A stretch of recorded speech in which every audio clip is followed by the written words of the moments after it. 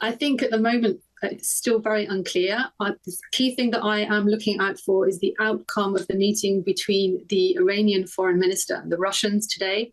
I think that will be decisive in terms of decision-making in Tehran regarding the extent to which Iran will respond to the American attacks. So currently, obviously, Israel has dominated Iranian airspace, and this is something that the Russians could potentially remedy. That would free up Tehran to undertake a more decisive retaliation against assets, not just in Israel, but also American assets in the Gulf region as well. So I think the outcome of this meeting today is something that we should be really keeping our eyes on in order to understand next moves. That's very interesting, isn't it? A Kremlin aide said that Putin-Aragchi meeting would take place today. So far, Russia and China, in fact, have only been verbally supportive. Also, Iran's allied militant groups, Hezbollah and Hamas, have been very much weakened.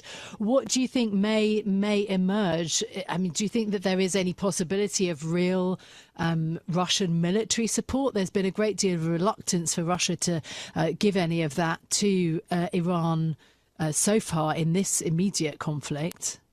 Absolutely. I think everyone is afraid of escalation and what this would mean if Russia comes in to, for example, arm Iran, or to provide air defense, for example. This would mean that we have a proxy conflict between the US arming Israel and fighting with Israel against Russia, allied with Iran, which has very serious echoes of the Cold War period.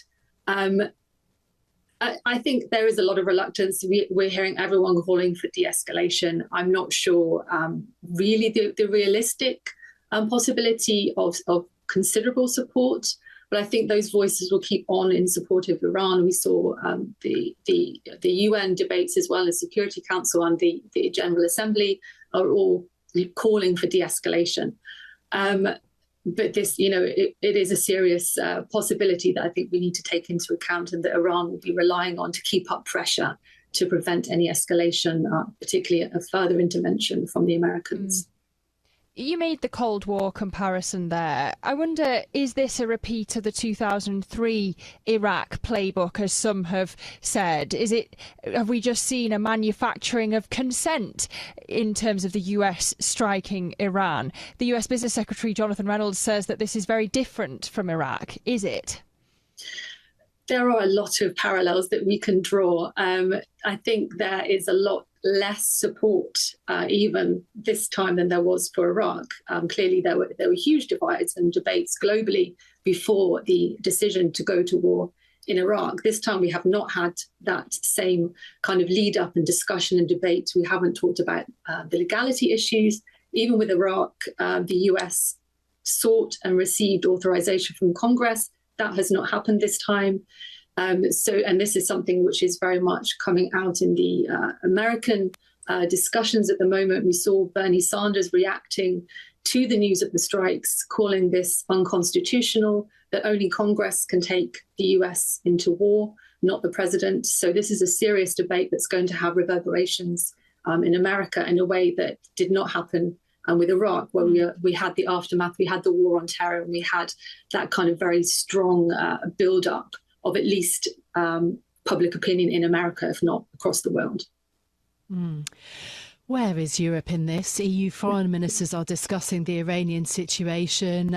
Lizzie just mentioned the UK minister, but also Kaja Kallas, also urging de-escalation. What do you think of Europe? Is it on the sidelines? How much pressure can be brought to bear on all of the various players within the Middle East? It seems to me that Europe is very much on the sidelines in this. We on Friday, we saw that there was a meeting again with European leaders and the foreign minister of Iran. And this seemed to give a sense of optimism that there could be some negotiation and there could be a role for Europe to play in terms of facilitating that process and keeping up the pressure for a diplomatic solution.